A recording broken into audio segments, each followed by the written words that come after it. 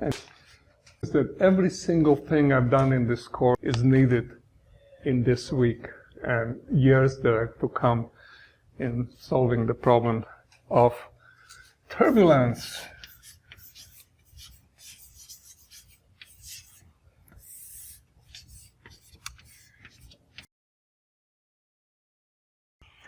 But it all starts with an equation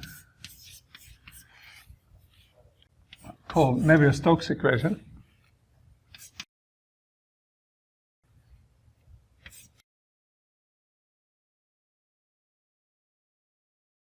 Time. So this depends on configuration space coordinates, 3 of them. And it's a vector, it's 3-dimensional velocity. And there is a very simple exercise that tells you that in your frame, non-linear, because there is a convective term, these equations are very easy to derive, and in a good physics course, they might take a week of derivation. You first derive Euler equations, and then and the thing is called Navier-Stokes. Some years until people believed Navier, a French engineer and mathematician. That was done by Stokes in England. So 3-dimensional velocity, a pressure, which is just generalization as you know very well. And then you throw in little molecular dynamics saying that nearby layers of fluid over exchange molecules probabilistically. And in leading approximation, the exchange rate gives you viscosity, because as you lose molecules in a top, faster moving thing, you're moving slower. That's viscosity. That makes the whole problem, which up till now was Newtonian, Hamiltonian, makes it non-Newtonian, makes it dissipative, and changes physics totally.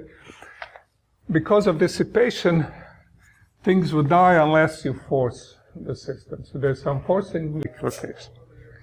So that's Navier-Stokes. And that's a nonlinear field equation. Physicists care about are called Young-Mills.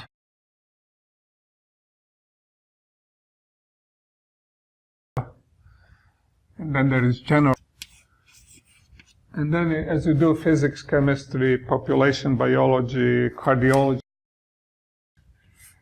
And what's new compared to kinds of dynamical systems we have thought about is that so far we have thought about finite number of degrees of freedom, nonlinearly coupled, and we started the dynamics in state space.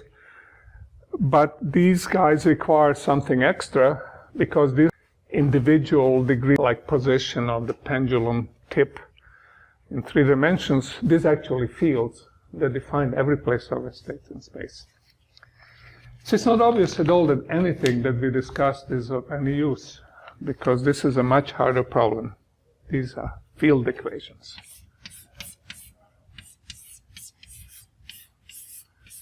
And the way you think of fields, on every point of the landscape, there is a blade of grass.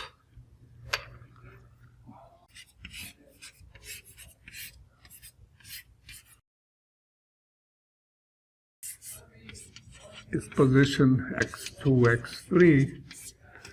This blade of grass depends on where you are in position and the instant you look at it. So this is a full set of functions for fluids, 3 which are defined every place.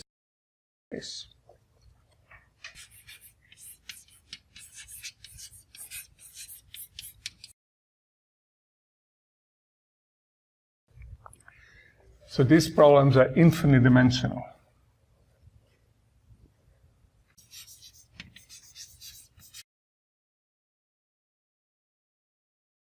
The landscape change in time, and they describe what the fluid is doing. That's one example. So it would be foolhardy. It's a difficult problem. It would be foolhardy to just do it, but it turns out that since 1946 or so, we haven't been very successful with Navier-Stokes. successes. And we've been even less successful with Young-Mills and general relativity, where we have exact solutions in very limited cases where we impose these functions, etc. The whole thing is wide open.